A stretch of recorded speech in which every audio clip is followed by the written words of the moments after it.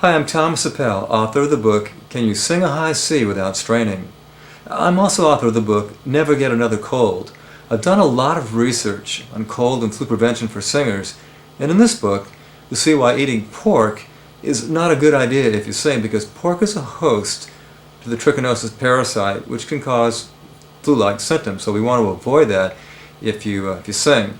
But pork is also a host to some other potentially life-threatening parasites.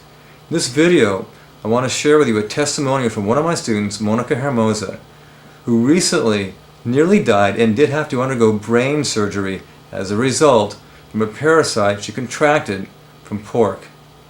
And the reason I know I didn't get it on one of my travels to China or Thailand was because on 2003, I had this vertigo.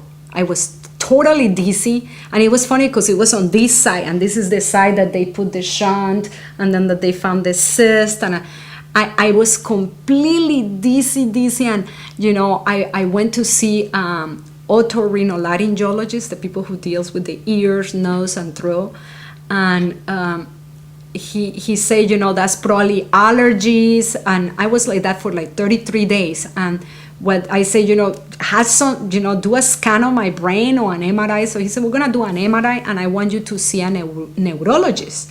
So they did an MRI of my brain in 2003.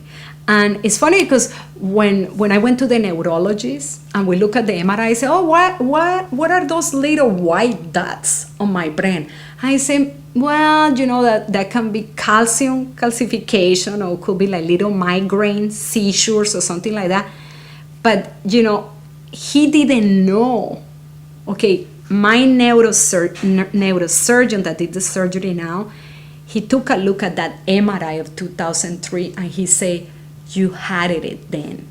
Which means you didn't get this on Thailand or China, because I went to Thailand and China in 2005 and 2006. You didn't get it in any of these countries. You had it before that.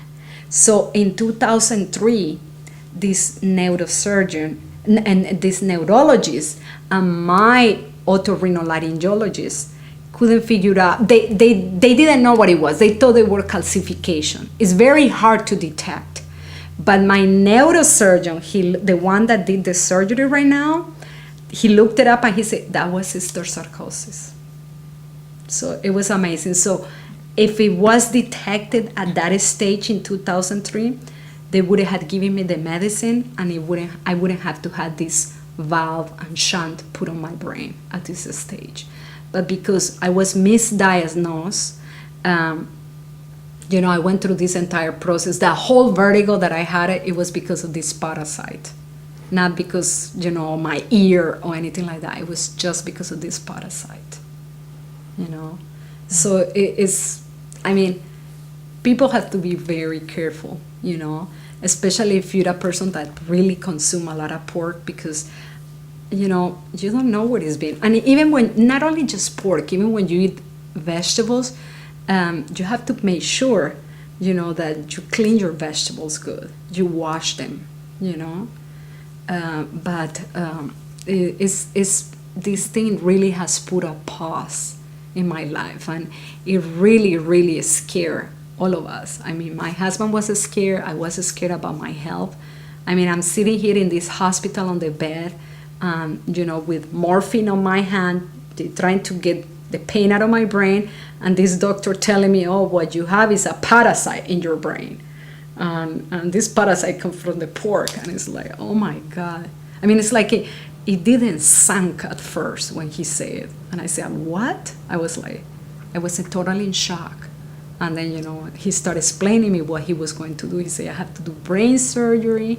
The scary part was after I got out of the hospital that I came home and I got the double vision, because he has told us previously that you can get it on your eye. So if you get it on your eye, you go blind. And, I got this double vision, so he really was concerned. So he said, I still want you to go to your ophthalmologist. I want your eyes to be checked thoroughly to make sure you don't have the parasite in your eye. And here I'm at the ophthalmologist's office, and they dilate my pupil, and I'm sitting, my husband is sitting there, and this doctor is with this strong light looking at each of my eyes, and I'm crying. And he said, "Don't cry. This one is clean. It's not in there." And then he goes into this one, and I'm just thinking, "Oh my God, he's gonna tell me that I had something on my eye or something." And he said this one was clean. So it was like, oh my God, thanks God. I was like, oh, it was a relief. So I only have it on my brain, So, but right now I say I don't have it anymore. It's gone. I wish it's like completely gone. Any closing thoughts for the people watching this video?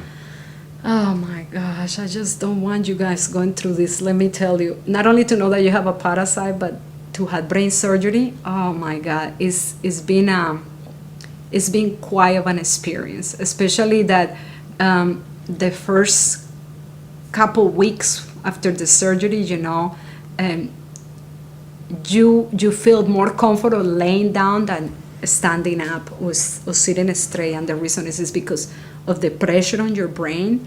It feels better when you're laying down, and when I was sitting or standing up, my head felt funny. I mean, I felt like I had like a big jello floating there, like my brain was like floating on water or something. It was a weird sensation. It was really weird. It's like also you're thinking about what happened to you, and all the stuff that they did. I couldn't sleep on this side for a while because of the tube, and Let me get a close-up of that tube. Well, now my hair kind of grow, but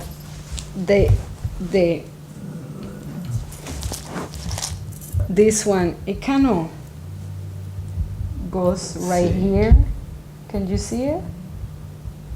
And this is the tube. Okay. And it goes behind. It goes behind my breast. They go. I guess they went on the back of my brain, and so it just gave. Incision on your stomach. Yeah, right here. That's what they did. These three. So of course here this is you're back from the hospital, and your brain is, you had your head feels funny, and and taking the pain medicine, and you cannot sleep on this side, and you feel this really sore, because you can tell they worked your way through here. This is really sore, and here my this one took a longer. Actually, this one, believe it or not, the wound in my brain healed faster than the one on my stomach. This one took a little while, and I had the stitches here. In this one, they put like staples on my brain. So they went and they took the staples 2 weeks after the surgery. They took the staples, and in this one they just vanished by itself. But this one took a while to heal. Then my doctor told me, I don't want you jumping, I don't want you running, and I don't want you swimming. And you cannot ride on planes yet, and it's because of the pressure. But I guess, he say it takes a while for the brain to go back. I mean, it's like my entire, what's it called, neurological was altered, And another thing that he mentioned to my husband and I is that usually when somebody gets this on their brain, he said, usually people tend to be out of commission for 6 months to a year.